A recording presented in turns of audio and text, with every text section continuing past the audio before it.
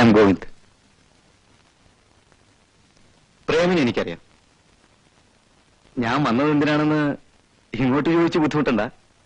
മീനു എന്റെ പെങ്ങളാണ്. അല്ല, പെട്ടെന്ന് എങ്ങനെ അവൾക്കൊരു സഹോദരനുണ്ടായി എന്നാലോചിക്കണ്ട.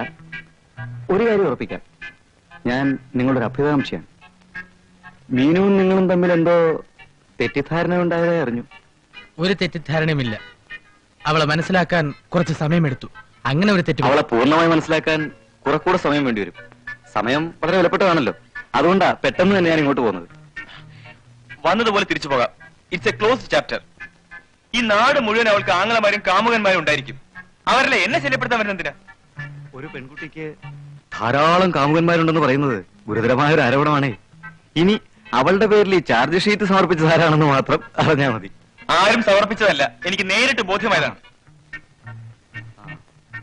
അല്ല, അവൾ മറ്റു കാമുകന്മാരുമായി വല്ല അവിഹിതത്തിലും ഏർപ്പെടുന്നത് നേരിട്ട് കണ്ടോ? അത് കാണാനിട വരുന്നതിന് മുമ്പ് ഞാൻ പിൻവാങ്ങിയല്ലോ. നിങ്ങൾ എന്നെ ശല്യപ്പെടുത്താതെ പോയാൽ വലിയ ഉപകാരമായിരിക്കും. ഒന്ന് പോയാട്ടെ.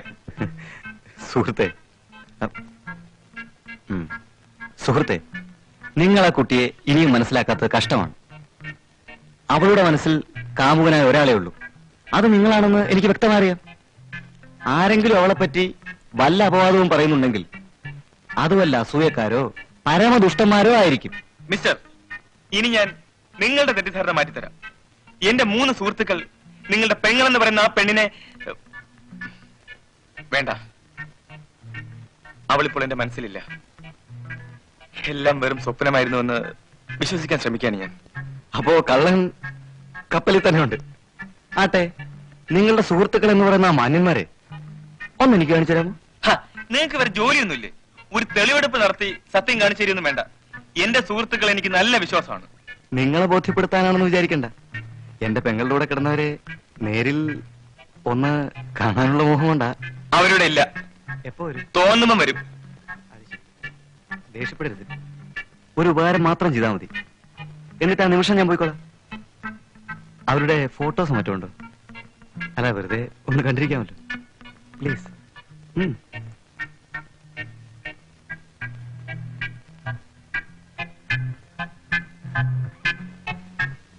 ഇതാ.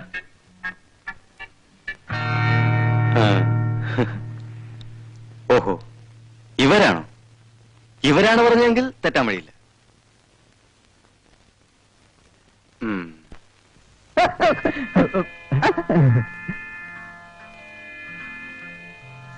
വാടാ, വാ. നിക്കടാ.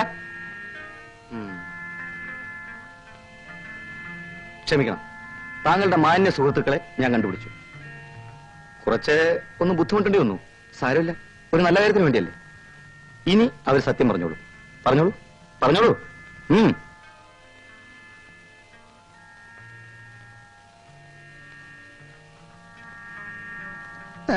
ഈ മുറി വൃത്തിയേടാക്കണ്ട. ഇപ്പൊ തന്നെ ആവശ്യത്തിനുള്ള ഞങ്ങൾക്ക് കിട്ടിയിട്ടുണ്ട്. അടുത്തതല്ലേ പരിപാടി. ഒരു 2 ദിവസത്തേക്ക് നീട്ടി കിട്ടിയാൽ കൊള്ളാമായിരുന്നു. നീ ഞങ്ങളെ തല്ലുന്ന കാര്യം ഒരു കാര്യം ചെയ്യാം. ഏതായാലും അവന്റെ കൈ കൊണ്ട് ഒരു തല്ല് നമുക്ക് ഉറപ്പാ. അത് എത്രയും വേഗം വാങ്ങിച്ചിട്ട് നമുക്ക് സമാനായിട്ട് കിടക്കാം. അതാ ബുദ്ധി. മീനുവിനെ വളയ്ക്കാൻ വേണ്ടി ഞങ്ങൾ പഠിച്ച പണി 18 നോക്കിയതാ. പല വേഷത്തിലും ഞങ്ങൾ അവളുടെ വീട്ടിൽ കയറി ഇറങ്ങി. പറ്റിയില്ല. ആ വൈരാഗ്യം കൊണ്ട് ഞങ്ങൾ കുറെ കള്ളക്കഥകൾ പറഞ്ഞുണ്ടാക്കിയതാ. ഇനി തല്ലുന്നെങ്കിൽ തല്ല്, കൊല്ലുന്നെങ്കിൽ കൊല്ല്. തല്ല്.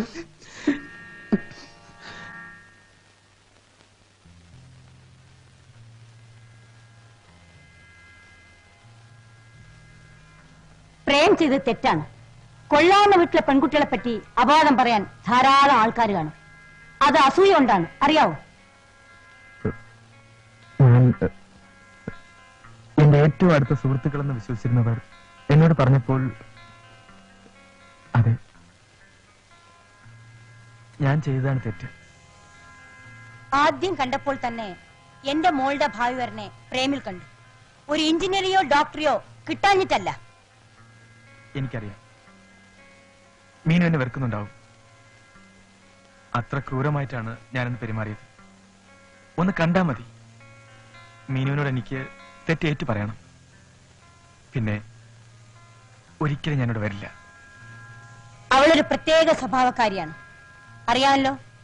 അതുകൊണ്ട് എനിക്കറിയാം. അമ്മയോളെ ഒന്ന് വിളിക്കൂ പ്ലീസ്.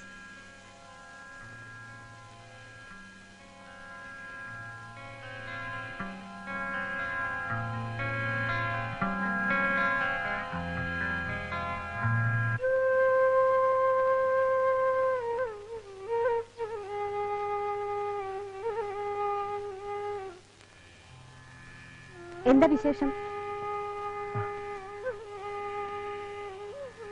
മീനു, വേണ്ട, അധികം സ്വാതന്ത്ര്യമൊന്നും എടുക്കണ്ട, കാര്യം പറഞ്ഞാൽ മതി. ഞാൻ മീനുവിനെ വേദനിപ്പിച്ചു. ഇല്ല പ്രേം, എനിക്ക് ഒട്ടും വേദനിച്ചില്ല.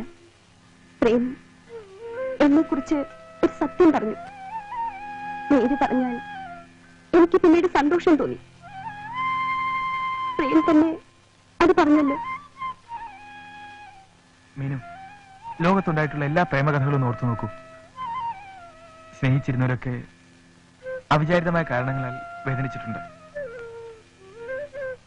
ചരിത്ര പുസ്തകം നോക്കി പഠിച്ചിട്ടൊന്നുമല്ലല്ലോ നമ്മൾ അടുത്തത്.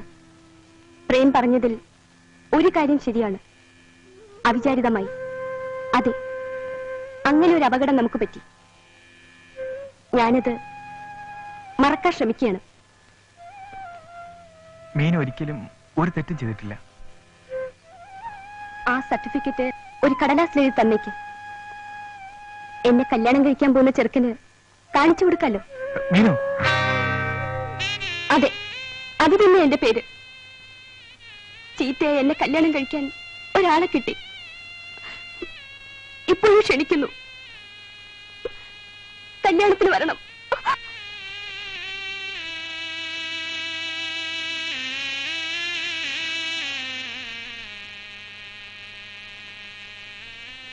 എന്താ വല്ലാതെ?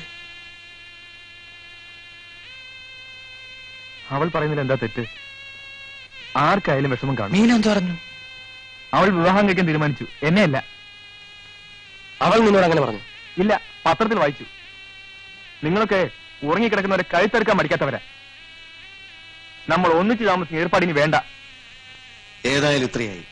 പൊതുജനങ്ങളുടെ തല്ലും ഞങ്ങൾക്ക് ധാരാളം കിട്ടി.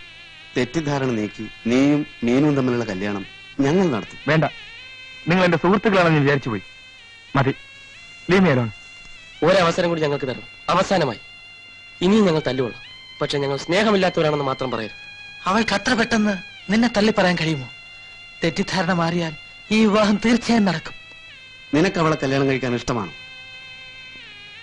ആണെങ്കിൽ നീ ഞങ്ങളെ വിട്ടു പോകരുത്. എങ്ങനെ കല്യാണം നടക്കും എന്നത് അത് നടക്കുമ്പോ കാണാം.